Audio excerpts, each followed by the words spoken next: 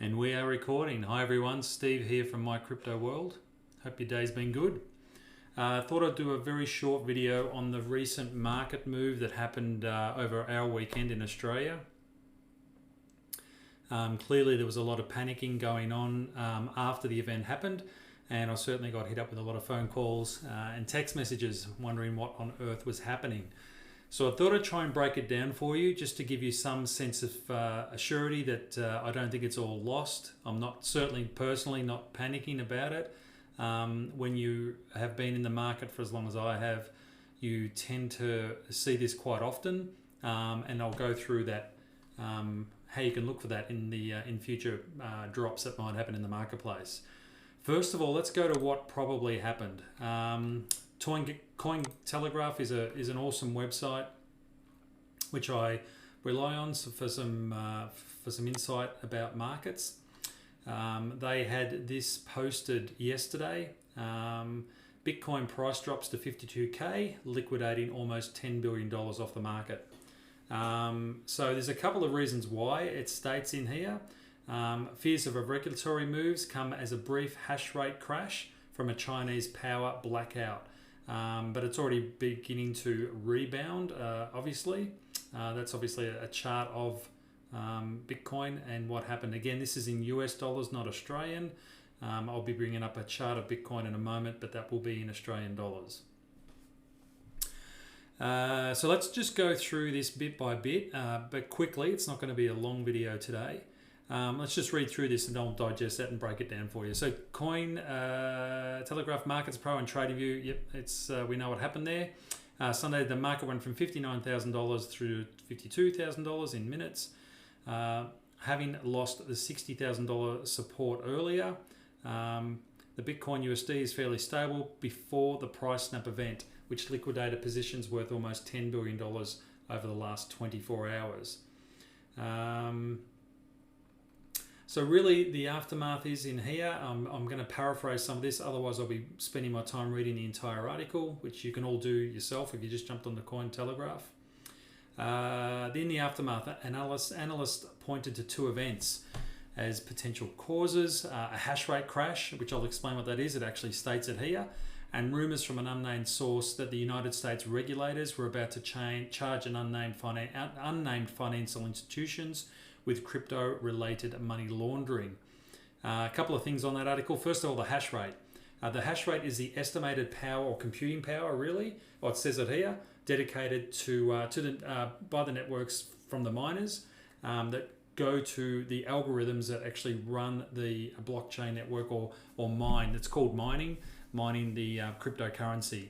So that crashed by almost half, according to some estimates, and that was due to a mass outage in China, one of China's provinces, which was home to a large number of miners, which began 2 days ago. So when you lose your computing ability or computing power, or your output power, then there are going to be some problems. And it just goes to show you how much we now rely on power, even now, to generate wealth for us, to generate the Bitcoins and the blockchain networks and everything else that goes on in that. So that's pretty serious. Then we've got a quote down here from a statistician who's Wally Wu, said that the price and the hash rate have always been correlated. So they're very tightly bound together, and if one goes, then the other is going to feel that effect. Wu also added then that the impact on the price action was temporary, and that the hash rate had meanwhile already almost fully recovered. So that sort of gives you a good sense of comfort that things are back on track. This happens from time to time in markets. We'll go and we'll have a look at some history on Bitcoin in a moment. There was also some news from the US that some people were going to be charged, or some financial institutions were going to be charged for money laundering. I don't know if this is just a load of fluff or what. I mean, if you're going to push something out like that, you would expect them to name who it is, and they didn't do that. They just said somebody is going to get charged. It might not be anybody even remotely important, or we don't really know. They didn't even name their sources. They just said sources. So I don't know what that means. Let's have a look what else it says here.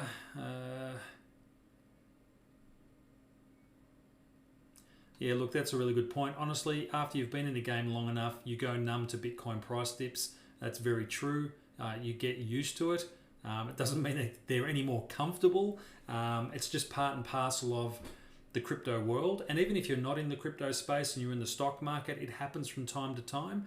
Whole market may not crash, but certain particular stocks will move at their own rhythm from time to time. Some will pull back and then they'll bounce off from those resistance levels and move on to other areas, greater growth, hopefully. So that's what sort of happened there. That's one part of the of why I think it's dropped, the power outage, and maybe a little bit of panic selling because of the news that somebody was going to get taken to court. The US regulators also came out and said that there's going to have to be more some more regulation regarding the crypto space. That might have scared a few people as well. The other thing that happened, let's just have a quick look at the markets. My head's in the way here. Let's just move that up. So the other things that have happened, you can see that the whole market for the last 7 days is down, except for a few coins. Tether went through the roof. Now Tether's a stable coin, so really that should be at around about $1. But that would move up if people were liquidated in their positions and maybe potentially put their liquidated positions straight into Tether. You can see it came back down, and it happened at around about the same time that Bitcoin also made its move down. So this is the other reason why I think the market has moved so dramatically. And I'll just explain this on a Bitcoin chart.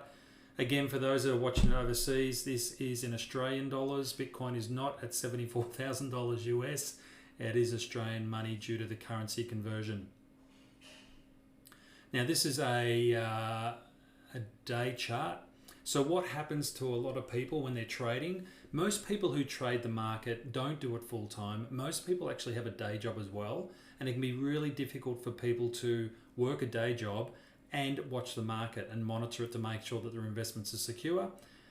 So what they do is they put in what's known as a stop loss. Now most people have a stop loss. It's anywhere between normally 10 and 15%. So if your stock or your crypto is at $10, you might have a stop loss set at $8.50, which would be 15% of the $10. And as soon as that price is hit, it triggers an automatic sell on your account. So what you're trying to do is lock in profits without having to watch them and monitor the market 24/7. It's also really important if you're trading a market like cryptocurrency, which runs 24 hours a day. It is impossible for anybody to watch the market 24/7. You need to have some sleep, even if you are a full-time trader. So by putting stop losses in place, it enables people to sort of relax a little bit and know that if something goes bad overnight while they're sleeping, that their position will be protected. Now, there's good sides to that. There's also bad sides.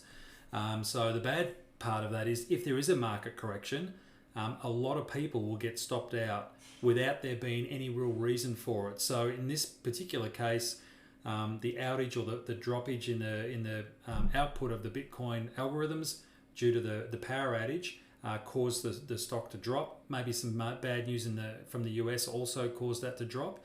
If you have a look at the price itself, it went from around about $85,000 Australian. What are we here? What was the high? 85,800, all the way down to the low on that bar there, which was $68,000.